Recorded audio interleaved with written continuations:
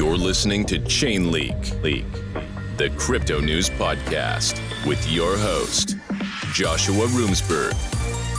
Follow and subscribe today.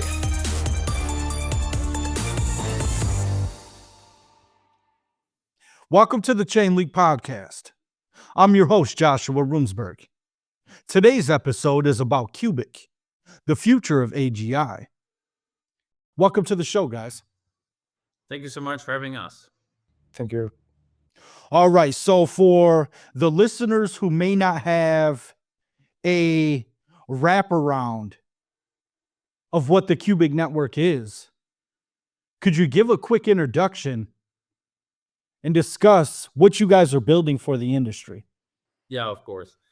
So Qubic is a next generation technology platform that goes far beyond what traditional blockchains can do. Right. So at its core, Qubic is built to be incredibly fast, scalable, and easy to use. So imagine a system that can handle over 55 million transactions per second with no delays and no fees. So this is basically what Qubic brings to the table. Okay. Now, let me stop you there. 55 million transactions per second. Is that live right now, or is that your maximum capabilities? Well, it's not 55 million transactions per second. It's more transfers per second executed into a smart contract. With transactions per second, it's not that high, but we are talking also about millions. And this is mainnet. Yep. The test was done in mainnet, so it's an incredible throughput what we have right now. So What would you consider really the fast. difference between transfers per second and transactions per second? Yeah, transfer per second in when there is a change of the balance of an address. So that thing can change very fast because we have the advantage. Mainly this is because we don't have a blockchain database. Everything that happens into the ledger, it's stored into the RAM memory of the validator. So that's why it's so fast. While in the other hand, transaction is when there is an execution of a function of a smart contract, that can be something different. For instance, an execution of decentralized chain transaction when we are trading into the DEX. That's good for me. Is a transaction that is also very, very high. The throughput is incredible high. We think that we are capable to provide high frequency trading systems in our decentralized environment. But this is the main difference. So when we did a test, this transfer per second was done within a smart contract, and it was So transfers per second versus transactions per second. Transfers are smaller in size. Is that the way we would look at it? Yeah, I would say so. It's like it's only changed on the state of the ledger. So let's say that we are sending Qubic into another address. This is what we Okay. call Now, transfer per second. you guys recently launched a new white paper. Could we go into that a little bit in what the white paper entails and what is different from the original vision? Oh, well, there is no big difference with the original vision. And the white paper, it gives a detailed description of the inner and outer working of the network. It talks about having a purpose-driven consensus with the useful proof of work. It talks about the quorum-based consensus mechanism. It talks about the decentralized AGI development, how it's going, the tokenomics, bare metal performance, the utility, and also we talk a little bit about the ecosystem development. Now, So- with the tokenomics and the overall consensus mechanism, how is Qubic different from traditional blockchains? because both Qubic and traditional blockchains have different types of consensus mechanisms and different tokenomics. That's what brings everything together inside the crypto ecosystem, the blockchain ecosystem. How is Qubic not a blockchain? Oh, well, Qubic is not a blockchain per se. We consider that it's a tick chain because our blocks that we call them ticks, they are not connected each other with hashing, so they are independent per se. So it allows to have instant finality because of this functionality. And when we talk about the difference between the tokenomics with Qubic and other crypto, well, it's a tokenomics, so they are not different. But we have a couple of innovations that I think it's worth it to mention. The first one is that when we deploy a smart contract, it has to be approved by the consensus, and also everybody can access to the Dutch auction to have shares of the smart contract. And this bidding, this auction, everything that you put into that is burned. So it's taken out from the circulation. So that's why we have very, very, I would say, aggressive burning mechanism. And we have halvings, that's similar to Bitcoin and to many other blockchains.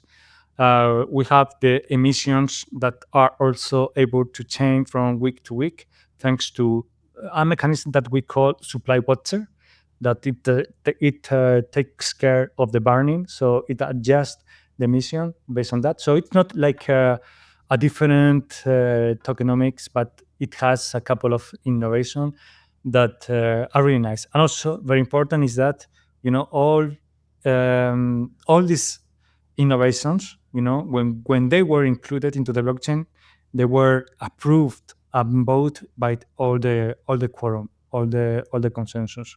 So I would say that maybe Fabien, you agree with me when I say that it's more democratic, more community-driven project than any other blockchain.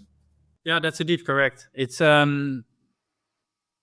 besides the transactions, for example, that they need to approve, it's our governance, right? It's like broader governance. So to give you an example, if we, for example, would like to fund, one of the teams, right, or there's a team that requires funding, then they would actually need to create a proposal, which then will actually be reviewed also by quorum, and then quorum will basically decide if they receive that funding, yes or no. So it's involved, let's say into day-to-day, governance tasks, you could say. But it's also very much involved in more, strategic decisions that go about, for example, funding or sometimes also smaller changes to the protocol. And that's very exciting. And I think it's also very democratic, like Albert said. I think the burn-in mechanism is really unique as well. When you think about traditional blockchains, very few have a burning mechanism.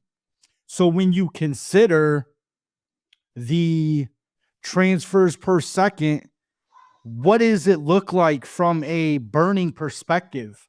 What types of numbers do you see burn weekly, monthly, yearly at this point? Well, I think last year we burned around 10% of the supply. Okay. And it's growing and growing because each time we have an execution of a smart contract, it burns. And now we have more smart contracts incoming. So for each of one, we have an IPO, Dutch auction, so it burns more. So it's very aggressive, I would say, but more or less we are having like 15% per year, a little bit less, but it can be increased, if we have more usage of the blockchain. Does that reverse fluctuation as well, or does it always increase over time? And the burning, well, we have the supply watcher that it takes care that it's not too much burned, for execution. So it keeps a balance, you know. But though I would say that it's very aggressive, you know. When you think about Bitcoin and the Bitcoin halvings, and you get to a certain point where eventually there's going to be no more new Bitcoin being mined, I think about a similar concept for your burning mechanism. What happens when you get to 70, 80% of the supply burned? When you get to that point, does the amount burned per year, does that decrease gradually? Or does something else happen within the network? No, it will actually decrease naturally, right? Because I think that's the supply watcher that Albert also just mentioned.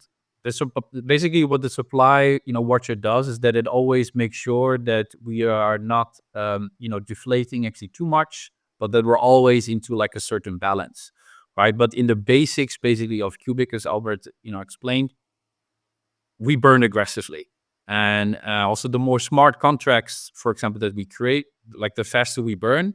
But if we burn sort of too fast, then the supply watcher always kicks in, to make sure that our token doesn't become too deflationary, right? So Yeah. it always makes sure that there's a balance. Okay. Yeah. I argue that on top of that, that the ultimate goal of Qubic is that when we have the whole distribution, it's not that important to have more emission because the miners are incentivized. So there are like bits when we've reached the AGI and you can put your Qubic, as an option for miners to train, and you have to put Qubic to do that. So it's like when we have a natural adoption of the technology and the AI is fully working, it's like we are not going to need emission anymore. So we do care about the cubic price, and the demand of that will keep it growing and growing. So it's it's very innovative solution in terms of tokenomics, I would say, that we have this approach because it's different. For instance, with Bitcoin, you are incentivized because it's a store of value. Now it's like we have like the store of future AI, that you can do many things with that. So it's I'd say a similar concept, but different. Speaking of AI, you guys have an AGI roadmap. Could we go into that a little bit and speak about, is it Aigarth? AI Garth? How do you say it? Aigarth. Yeah. Aigarth, okay. It means garden of AIs. It's Okay. like this is the meaning of Aigarth. And yeah, we do have a roadmap. The roadmap. We completed a very important milestone for us. It was last month. When we changed the algorithm and we moved from creating artificial neural networks into training artificial neural networks. And I would say that we also completed something that, for me personally, it was very important. And it was to release a scientific paper where it explains. Then I would say that it better say that it notarizes the process to reach this AI. And for me, it was amazing because, though I have been programming AI for myself, since a couple of years ago, working with two individuals that they are two of the smartest guys I've ever met. One is a neuroscientist because we are replicating the evolution of the biological life, putting into the evolution of computational power. Plus another guy that it's one of the best experts that I've ever met related to computing science and also AI, and we put them together, to work. So it was, for me, there was some missing part. For instance, the neuroscientist part, I didn't understand what was the evolution from the cells, until we have something that is important. And also, how are we going to be able to measure the intelligence Right, that's a good of an question. AI? So Yeah, because it's going to be different. The brain, it will be different. With the brain won't have like us, eyes and many sensors that we don't think about it, but they are very important. And also there is the ethical component that is also very important, plus the mathematician component, how this is evolving. So we have like a roadmap. Right now we are gathering more mining power. The more power, the better that we have. And I think when we did the calculation like 3 weeks ago, we were amazed that we realized that we were having like the computing power of the third of the second most powerful computer on Earth. So it's amazing. But we need more, to do that. And we have an advantage. If we compare with OpenAI and other AIs, they are fighting right now to get the best energy contracts, for the long term and also for the hardware. They are fighting each other to get all the NVIDIA GPUs. On the other hand, we don't have those problems because first we are decentralized, so we can be anywhere in the world. Networks all around the world. Yep. Exactly, and also we are not that dependent on GPUs because the our algorithm, it works also quite well with CPUs. So Okay. Now, another thing, when you was just talking there, I was thinking about the transfers per second.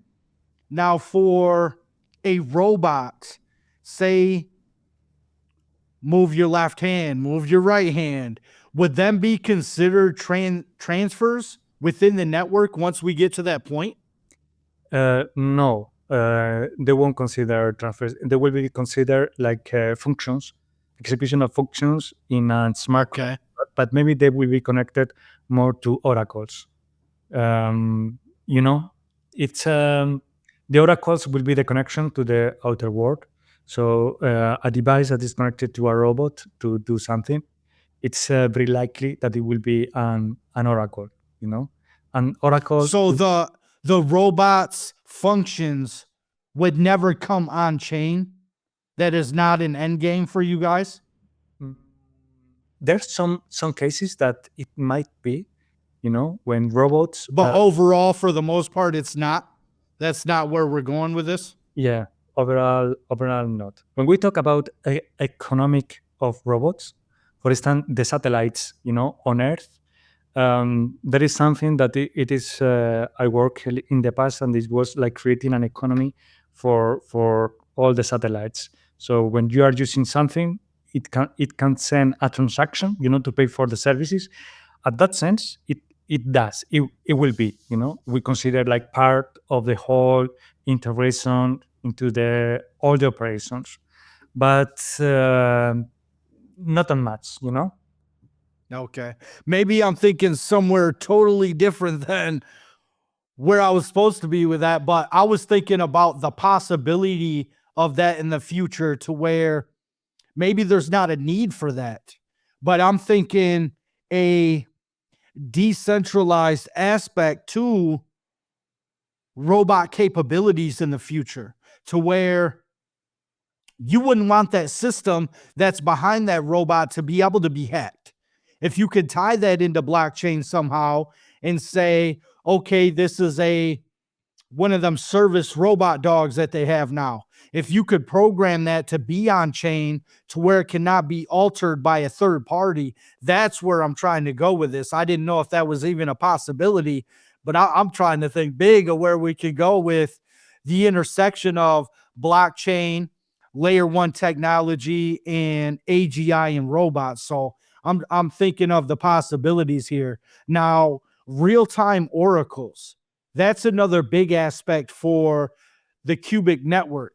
Can you guys talk about that a little bit? Yeah, so maybe I can talk about that a little bit. So, so basically, the Oracle serve, right, as a critical bridge between the real world and also Qubic. It enables smart contracts to interact with, accurate, verifiable, and live data streams. So examples are, financial market data, could be weather updates, it could be Internet of Things readings. And unlike traditional oracles, Qubic's architecture ensures, high frequency data feeds, minimal latency, also because we are bare metal, and also tamper-proof integrity. And also thanks to the consensus that we discussed earlier. And I think in addition also, the real-time Oracle data also directly supports the AI task, right, that we just discussed, within Aigarth. That's a little bit about, the real-time oracles. Do you have anything to add there, Albert? Okay. Oh yeah. Well, maybe to take the example of the robot that I consider it very interesting. So Yeah. we can consider that maybe we have a robot into a factory to do certain things, and Yeah. the factory, can pay Qubic for a certain portion of the network to train an AI to do, for instance, microchips, Yeah. So the oracles, can feed data from outside the blockchain, for the real-time feeding of this AI with the changes. And it could be, for instance, a lab test that once the microchips are created, they are tested. So, and the AI is feeding into how to improve, into test error, trial, test. So this is the way how we see in the future how this will work. So it's like And that would, yeah, yep. No, go ahead. yeah. So that's like the one of the use cases for oracles, but also we have the oracle use case for feeding the blockchain with data, with data. For instance, it can be any data stream. It can be weather. For instance, we can use weather to predict how the weather is going to be. We can feed with many sensors that as we can. Also for financial prediction of prices and so on. So it can be used for this kind of data. Also, for instance, when we are developing, let's say, derivatives exchange, decentralized, we need to feed the data of, for instance, we can use ChainLeak's data strings, to feed the data. What's the value of BTC, USD, whatever. Okay. Now, speaking of data, what do you guys think about the overall open source collaborations for the network? Are there any specific partnerships or use cases you guys see coming to fruition in the near future?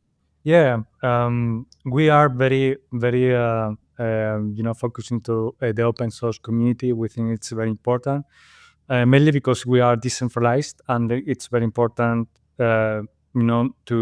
to be transparent. I would say that what we are building, anyone, can contribute into that. So we have collaborations with developers communities. Such as, for instance, we have one that it's called Bottom, that they have many developers, that they are committed into the open source community. But this is not the only the dev community that we are aiming for. We are also having collaborations with big companies, open source companies. And we can mention that one is related to cloud computing, another one it's related to mining, mining AI, and we are pushing that. The only thing that we don't have a lot of collaboration in the open source community, it's about the training of the AI. We call them the miners. Most of them, they are closed source. And in ecosystem, we particularly are doing some effort to try to get like an open source miner. So anyone in the open source community can modify it, try to extract more performance about it, and yeah, and we are we are having like pull requests from people that it's interested about knowing more how it works. So yeah, I would say that since the beginning we don't have any license at all, well, we do have a license, and it says that you are not able to use Qubic for war. So it Okay. can be used in any weapon device that you can imagine. This is the only license that we have, but everybody can use it, and we are pushing that also. I cannot disclose, but we're collaborating also with institutions that they are very happy also to promote technology, AI, and open source. We'll have an announcement very soon about that Okay. after Now, the project. with Qubic not being a blockchain in the traditional sense, are you guys compatible with other blockchains or EVM compatible networks for bridging or bringing over dApps and applications? Yeah, I think I can answer that if you don't mind, talent. And yeah, we do. We are not compatible per se. It means that bridging is more difficult to build because Okay. we are not EVM compatibles. So our smart contracts are code in C++, and it's not um, um, EVM at all.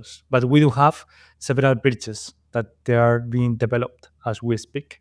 So it's with Ethereum and also with Arbitrum. So why was that so important? When we were discussing to the grants committee about what we need, what are the tools, we have a very powerful DEX. One of the it can do many transactions per second. It's great to have it, but one way to pour liquidity into that, it's with bridging. So we are developing two bridges. We have two teams. One is doing the integration with layer zero, and another one is creating a native bridge to Ethereum and Arbitrum. Yeah, because the Ethereum network has a majority of the liquidity that's in the altcoin space right now, even to this day. And over the past week, I've had a couple of friends send me different projects that are building on top of the Ethereum network in their newer projects. And I told him this morning, I said, look, I appreciate you sending me that. I'll check it out. But because it's on the Ethereum network, I don't see average users coming in and looking at that project rather than looking at a layer one or something that has a smaller transaction fee. People don't want to pay $50 and $100 to do a Uniswap transfer. I mean, that it's getting to a point where that's so outdated compared to what's available on the market. I'm looking to the future in things that cost a tenth of a penny, a thousandth of a penny to do these types of transactions. That's where we need to be in the industry. Um, is there anything specific about Qubic that would set it apart from these high transaction networks for bringing the liquidity in? Is there anything that pulls the people in? They would want to use this over something like, say, Ethereum. Yeah, I would say that the main advantage is that we have the instant finality. So it means that you don't have to wait until the transaction is introduced. It has many confirmations. That's completely different. And also, if we talk about user experience, it will be talking about DEXs, that it's the first example that comes into my mind. Yep. It's going to be a similar experience that using the Binance itself, Okay. a centralized exchange. And it will be also very interesting for high frequency traders, the people that is developing bots, so they can trade themselves based on conditions, So this is the main thing that I would say it can make people think about going into Query to test it. Also, the fees, of course, they are much cheaper than anything else, and the performance, it's also another thing. And maybe the last thing that I would add is that one of the strongest points that we have is that the community is like a cult.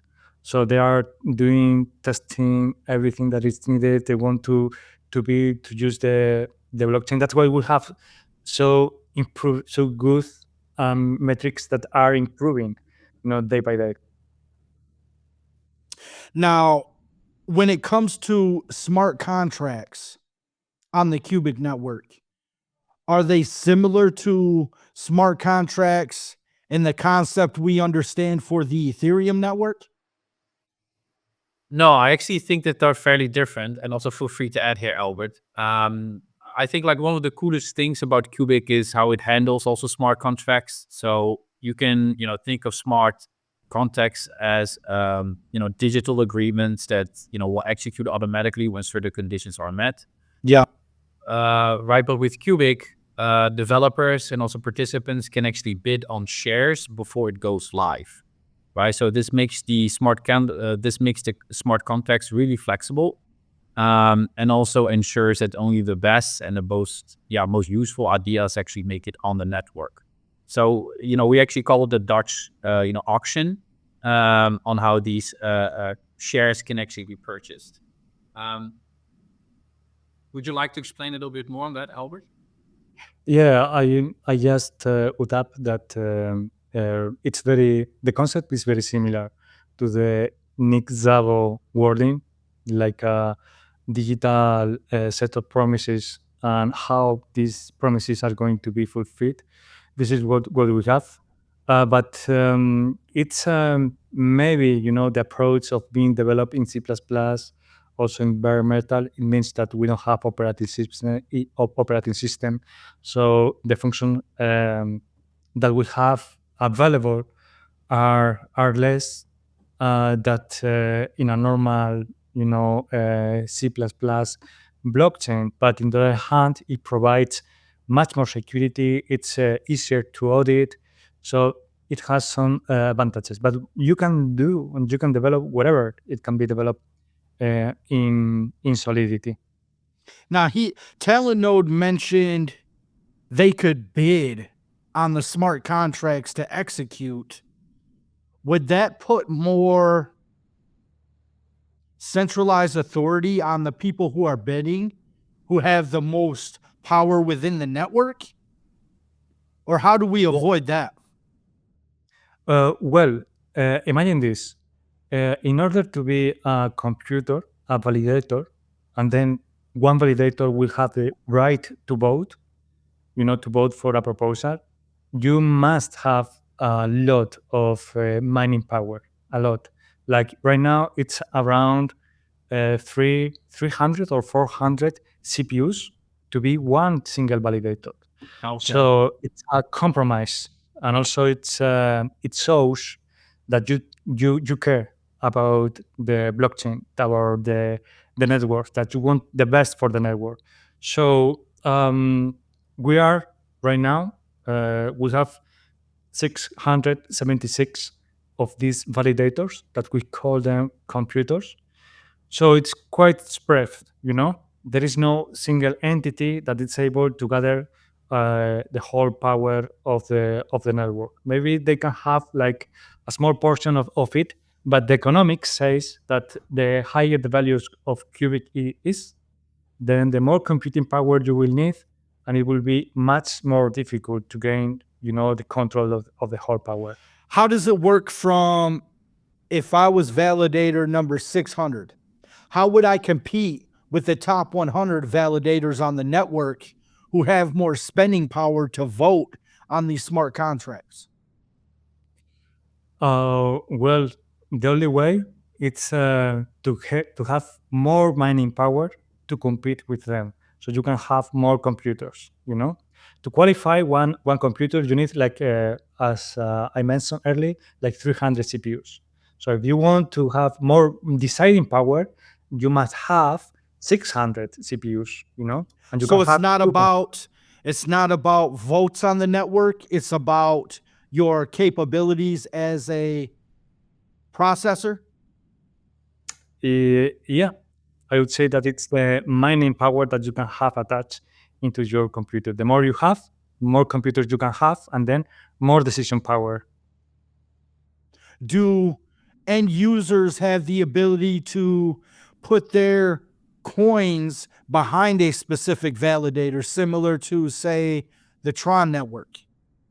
Yeah, not now. Okay. It's something that we decided that it would be useful to have like minor decisions. Yeah. It's important for that. For instance, with the incubation, once the grants committee decides whether to put an incubation or not, it goes to a community poll, and they can put a veto on it Yep. and decide not. So we are planning to have like smart contract that based on the stake that you have, Yep. you can also decide. That's something that we are considering.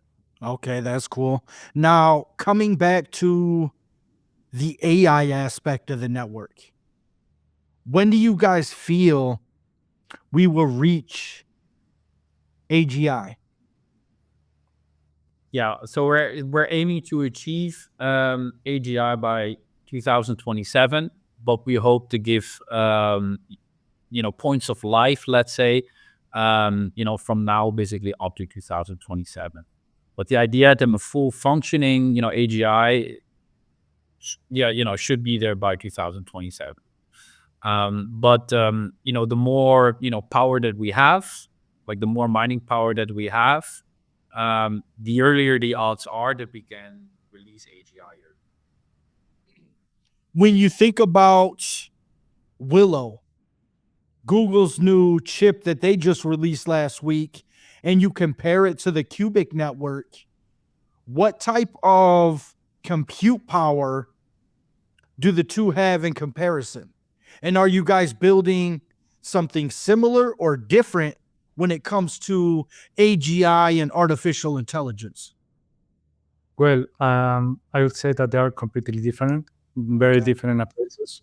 While Google is going for a more traditional approach to AI with tensors and GPU power, similar to parallel processing power, we are doing something that is completely different. So it's not tensors, it's more, I would say, like native AI. So we are not able to compare, the power of these two because, they do have the advantage of being more developed, but they are now in a bottleneck where it's very hard, to get into AGI because you need much more power to get into that. So it's like you don't have power enough to reach an AGI unless we have the energy of the sun right now. So we are more efficient in that way. So we are building something that it's totally written from scratch, new AI, totally new approach to AI. So we are not able to measure the difference, until we reach a state that we are capable to do tasks that are related to AGI. So as Talent Node said, we are thinking and we are sure, I have a bet with many friends about that in 2027, this is the time where we are going to be able to demonstrate that we have an AGI, that it's working, but we will also have more examples. We are not the only ones. OpenAI, X, Google, IBM, all of them, they're working to try to get an AGI. When you think about the overall compute power of the ecosystem overall, is there a point where you guys could surpass what Google is able to do with Willow? I think so. Yeah.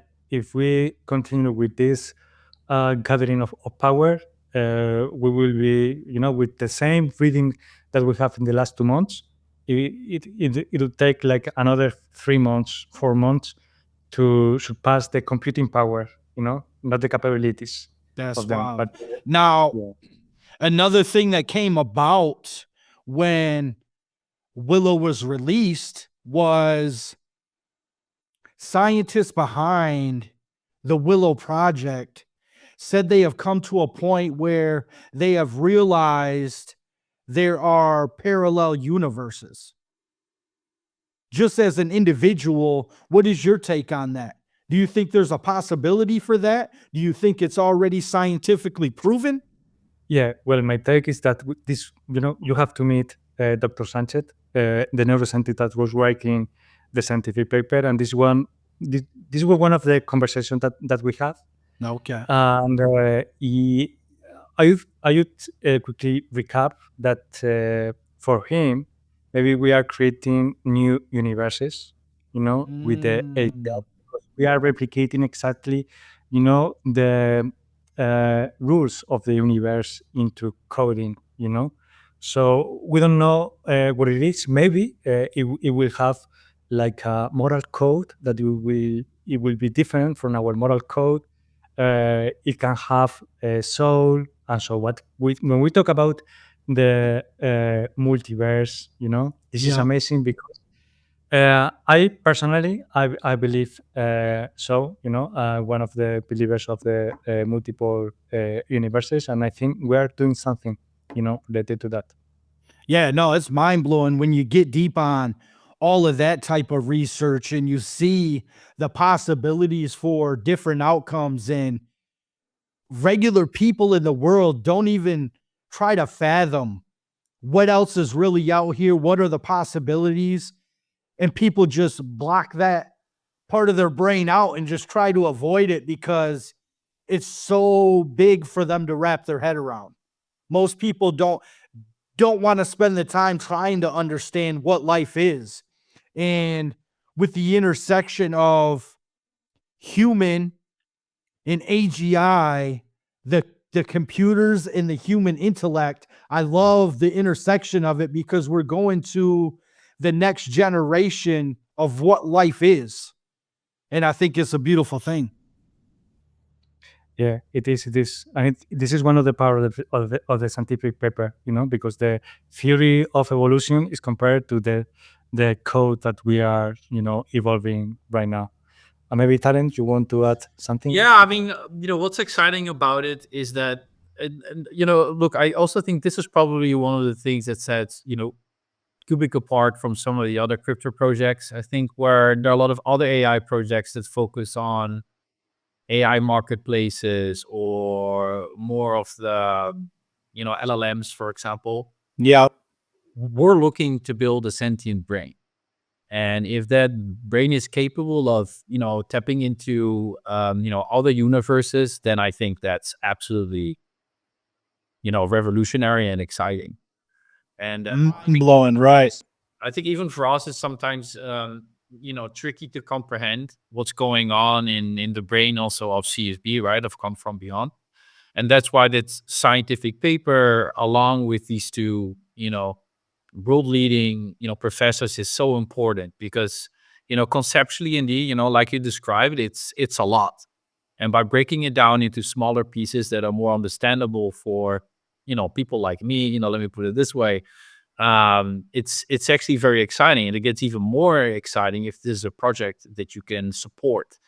And look, again, I think that makes Qubic exciting for an investor, for a partner, for a miner, or for a corporate to work with, because there's something in it for everyone, from being a fantastic L1 up to also being a project that actually sells, like a sentient, like a potential multiverse, as you described it. That's so wild. When you think about the intersection of artificial intelligence and everyday life, I think over the last 2 years, I've began to use AI with everything I do. And I use AI at least once or twice a day. And just them small innovations have changed my life dramatically.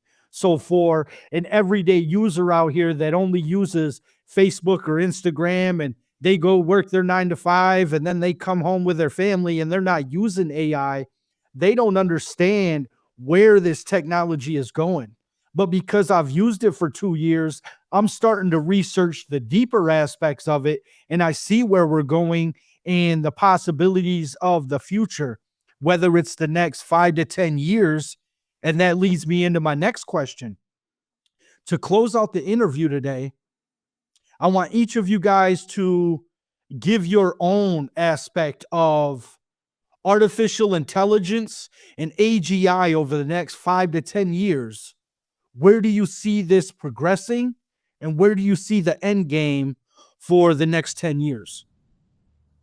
Well, I can give my take, about it. And the next 5 years to 10 years, it's going to be what I call exponential era. Where we will see things moving forward, so fast that we don't realize the impact that it's going to have in our lives, in every day. Now we switch on the light, but the inner workings of the light, we don't know about them. So it's going to be exactly the same for everything. I think it can give us, a time of prosperity never seen, where we don't have to work that much, when the heavy work is going to do by machines, where the knowledge is going to be easier to get because we will have teachers that will adapt to our needs, to what we are capable to understand. So the world is going to change a lot.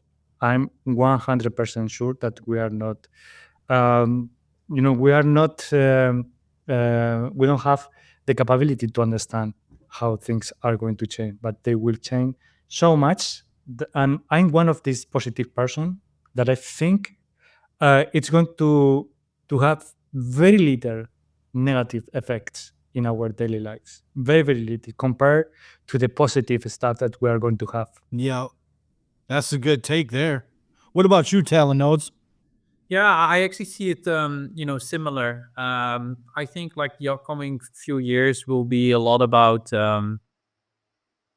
technical revolution, as you might have seen within like, OpenAI.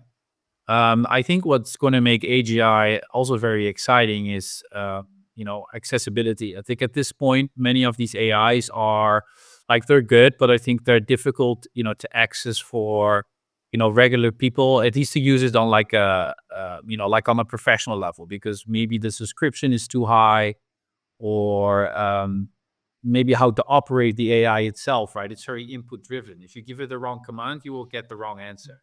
Terrible answer, right? Yep. So I think, distribution and I think also adaptability will be way different in 5 to 10 years, because you got new generations that are growing up with, sort of AGI. With this technology, that's another thing that I tried to teach my son. My son's 10 years old, but I said, if you can start to understand this technology now, when you turn my age, you're going to be set for life, because you're going to have an understanding that kids your age ain't even thinking about this type of stuff. You don't even know what's possible. And there was one time I pulled up ChatGPT on my phone, and we're driving around the city, and I said, ask it to draw you a picture. And I said, just say random words or characters that you want this to draw, and it'll create a picture. And he said, Spider-Man standing on top of New York skyline. He said, the moon in the background. I said, okay, now watch this. And I typed up a prompt for it. It created the image, and it blew his mind. He said, I didn't even know that was possible, Dad. I said, that's the type of thing you need to understand with this technology, is it's transforming everything we thought was possible.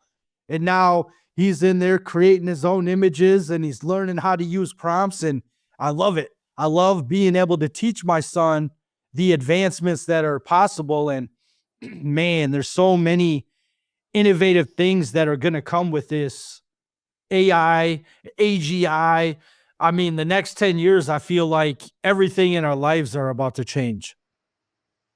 Yeah, absolutely. And I think on every level, technologically, physically probably. And yeah, that's even crazy. yeah, so you will notice it, I think, also once you don't notice it, right? So if it's your son that's basically explaining you something about math or like whatever, and you used, an AI to get there, this is probably when you realize that you're not using a jukebox anymore, but you're using Siri, right, to ask for music. So I think these are the sort of the technological advancements that we will make over the next couple of years. All right. Well, this has been Qubic. The Future of AGI with Albert and Talon nodes. Thank you for being here, guys. Thank you so much. It Thank was you a so much pleasure. for having us. All right. Have a good day. Bye-bye. Have a good day. Cheers. Bye-bye. The Crypto News Podcast with your host, Joshua Roomsberg. Follow and subscribe today.